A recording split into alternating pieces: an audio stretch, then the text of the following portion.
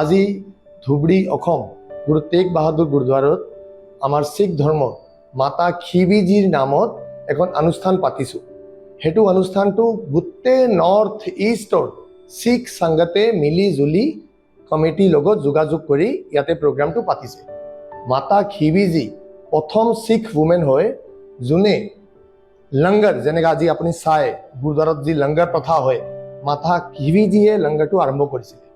মাতা খিবিজিয়ে তেতিয়া যিকেইটা শ্ৰদ্ধালুকেইটা গুৰু ঘৰত নাম কৰিব আহে সিহঁতক কয় কি আপুনি অকল গুৰু চাহাবৰ দৰ্শন কৰিব অহা নাই, আপুনি গুৰু ঘৰত সেৱা কৰক, মিলি জুলি সংগতৰ সুখ লওক। সেইকাৰণে কি ইকুৱেলিটি আহিব।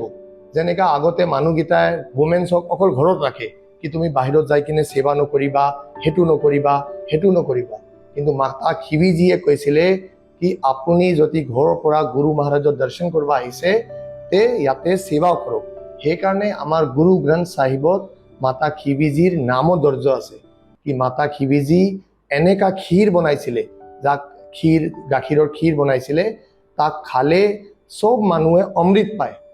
যে আমাৰ দ্বিতীয় গুৰু শ্ৰী গুৰু অংগদ দেৱজীৰ পত্নী, তেখেতৰ নাম আছিলে মাতা খিবিজি।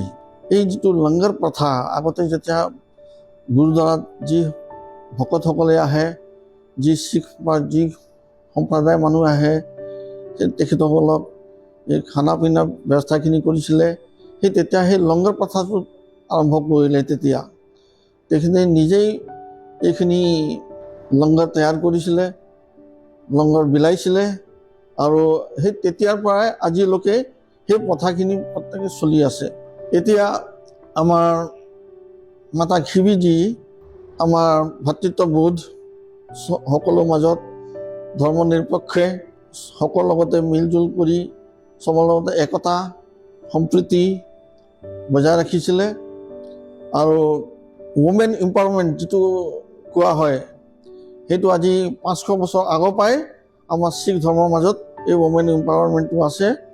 আমাৰ সকলো মহিলাই গুৰু ঘৰত লংগৰ খানা তৈয়াৰ কৰিব পাৰে আৰু বিলাব পাৰে। আমাৰ মহিলাই শ্ৰী গুৰু গ্ৰন্থ চাহিবৰ পাঠ কৰিব পাৰে, তেখেতে নাম কীৰ্তন কৰিব পাৰে, গুৰুদ্বাৰত আহিব পাৰে, ৰাইজৰ সেৱা কৰিব পাৰে।